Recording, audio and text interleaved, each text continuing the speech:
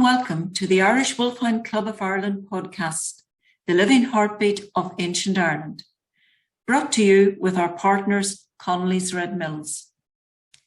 Here is our chairman, Tony Dunn.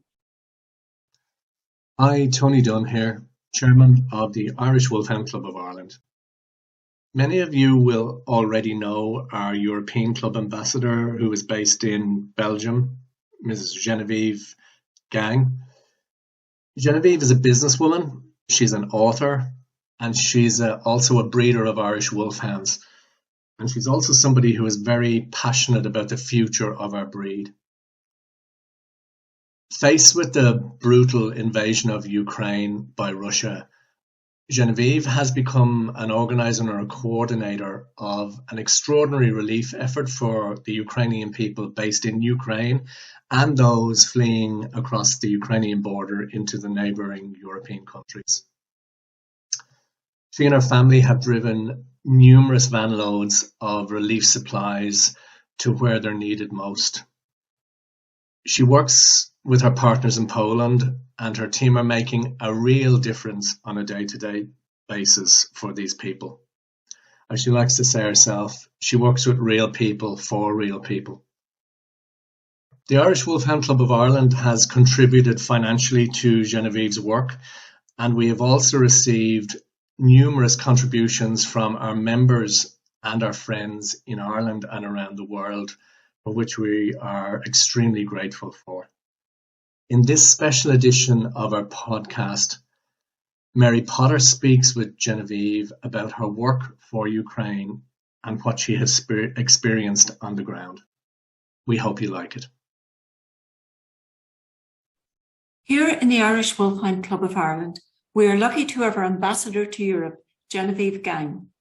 As many of you will know, Jen has been actively involved in bringing relief to Ukraine from her home in Belgium.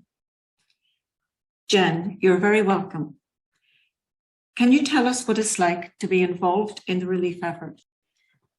Hi, Mary. I think it's first being simply human and stepping out of our comfort zone and realizing that the little everyday worrying are just nothing. That's maybe the first thing. And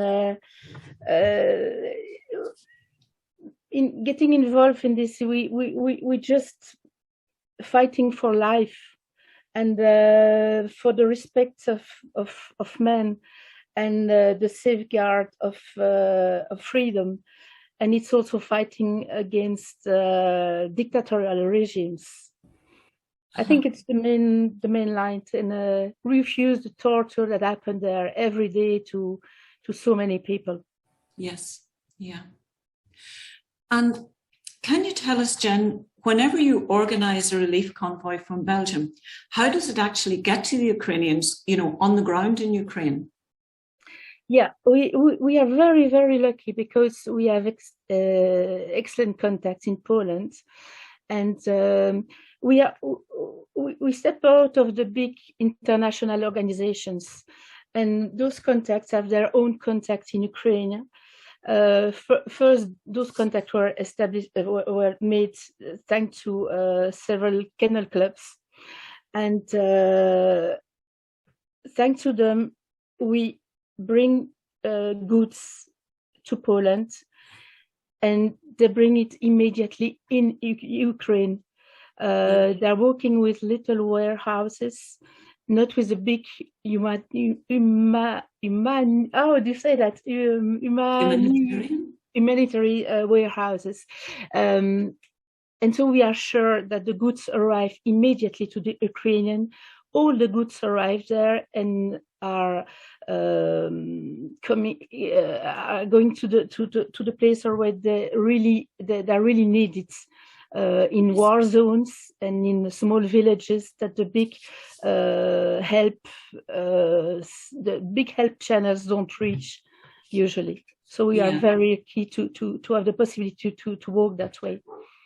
Okay, so you're part of a network with other partners. I mean, whenever you start the convoy from Belgium, do you get help from other countries? Do you buy the supplies in other countries or in Belgium? And what kind of supplies do you take out there? It's a very international help. We get money from people far away who can't give us goods, and we can help with giving food and medical supplies, military supplies, and so on. So the money is very useful, because thanks to that we can buy what is not given. For example, I had a great partner in France, an American stock, and we could find there military shoes, military boots, to provide to the volunteers who are fighting there for the freedom of their grounds, because most of them became soldiers, men and women, only in a few days, and they were going to the fights in sport shoes. So it was terrible in the snow and in the cold. So thanks to the money, for example, we could buy a big amount of army shoes to help them. Other else, we receive a lot of goods and a lot of medical supplies and blankets, special stuff for the kids, for the babies, for the women, from people around. And then we load everything in the vans, who are given for 2 or 3 days to us from people here, because we don't have such big vans, of course. So it's a incredible generosity all around in Belgium, but not only, through the borders in France. We had big help in Germany too, in Luxembourg, in Spain, in Italy. It's really amazing, really. Yes.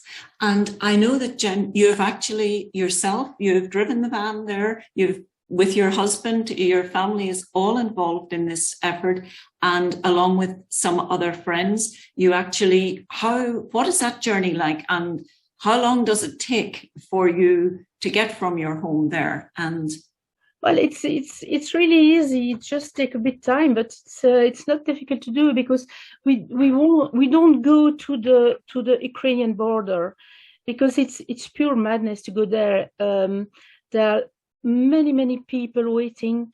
There are big files, because some people come by car to bring refugees in Poland and out of Poland. There are the big trucks from the international help. It's almost impossible to go to the border. So we work with our contact in Poland. His name is Piotr. He's a fantastic man, and it's only a 10 hours drive from our home, all by motorway almost. And okay, now the vans know the road themselves, so yes.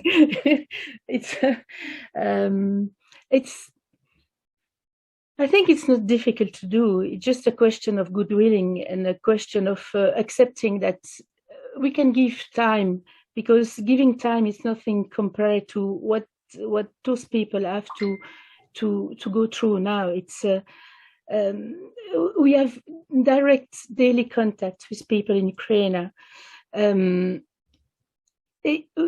We have heard and spoken to so many women who had to left their husband there because they fight for their land.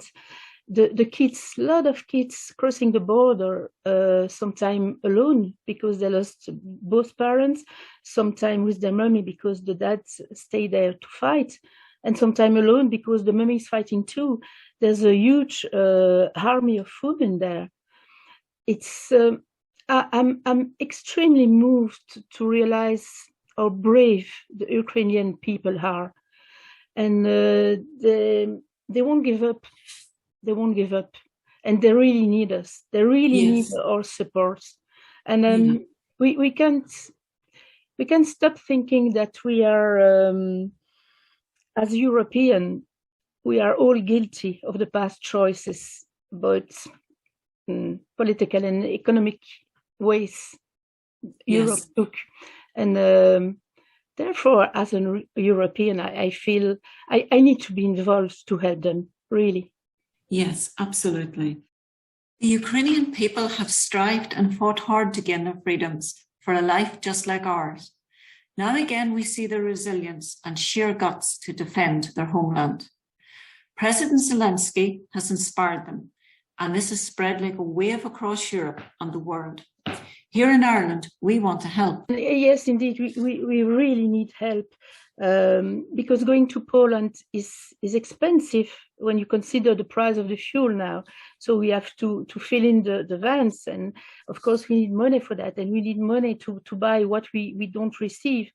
Yes. And everyone can help. A single euro makes a difference. If everyone can give a very little amount, it will, little drops make big rivers. It's just the same here. And we all need to work together, and it's important that everyone realize what he can do on his own.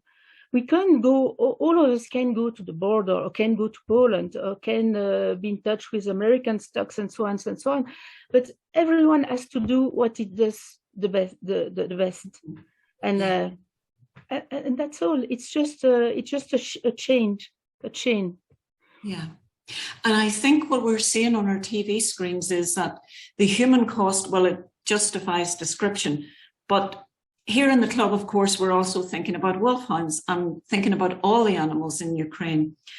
And you shared a photo of your wolfhound Tig helping you load the van, and it just somehow hit our heart. And, you know, I know you've been in touch with some of the Ukrainian wolfhound breeders, you know, before this war happened. And we see refugees carrying small dogs when they've had to abandon their homes. Their pets are so important to them. It's their family. And that's not so easy if your companion is an Irish wolfhound. But your links with the breeders in Ukraine, do you actually know how they're faring at the moment? Yeah, we have several contacts in Ukraine with breeders and wolfhound breeders, especially one of them. And it's now the 17th day of war, and every day we have news. And the most difficult thing in Ukraine now is to feed the dogs, because there's a terrible lack of food. And I said before, the big warehouses in Lviv from the international help are full of goods, but those goods don't go inside Ukraine, because it's very difficult to get them there because of the war, because there's no fuel anymore, because there are no trucks available. So they really fight for food now, for the dogs and for themselves. And it's the last little movie I had from that breeder is that she has something like 20 or 25 dogs home now, because there are lots of dogs abandoned. And naturally, it's very surprising, but because they come in pack, and they are forming packs of dogs, and they go to people to try to find help and to find food. So our breeder there is Victoria is now taking care for many dogs, for her dogs, of course. And we have news from other wolfhounds who could leave the country with their owners, and who are to other breeders, other wolfhound breeders, and other people. So yeah, so some people will be some dogs. Sorry, I'm tired. I'm sorry. Some dogs will be saved, but a lot of them are dying too. Yeah. Look, Genevieve, we know you've worked through the night and that you are tired. So we are so grateful for you for taking the time out to talk with us. And we know that this has taken a great emotional strain on you as well, Genevieve. It couldn't not. But how are you now? Yeah, it's indeed very emotional, and I have to say that there's not one day that we are not crying. And tomorrow, for example, we will welcome 6 people coming from Ukraine. We will welcome them here, and we are in contact with them for a few days. We had a Facebook contact yesterday, and it's extremely emotional because they lost everything.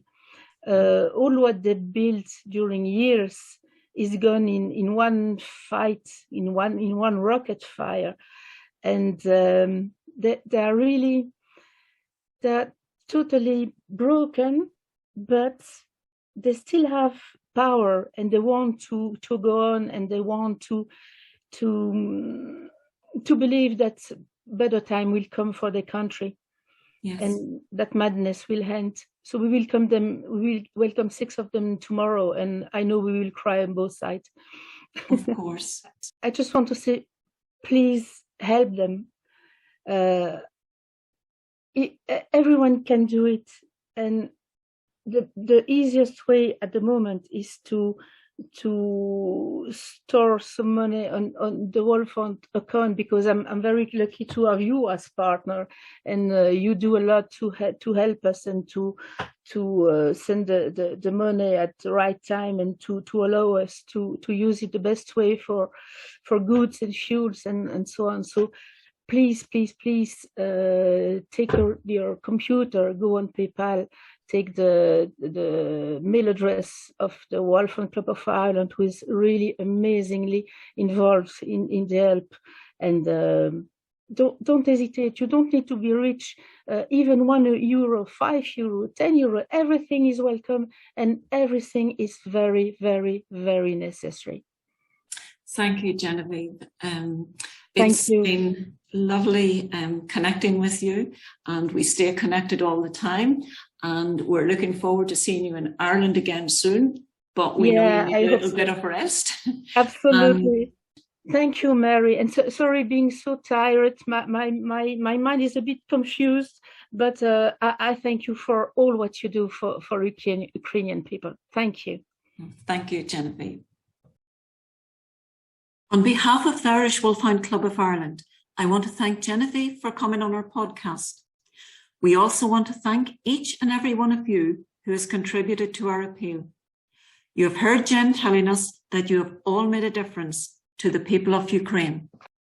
If you or your friends are able to donate to our appeal, then please send your donation through PayPal to treasurer@iwcofireland.com. You can also find this link on our website and the Irish Wolfhound Club of Ireland Facebook page. Thank you. I will leave you now with the sound of a young Ukrainian girl singing her favourite song from Disney's Frozen. She is in a bomb shelter, singing for her family and to all of us.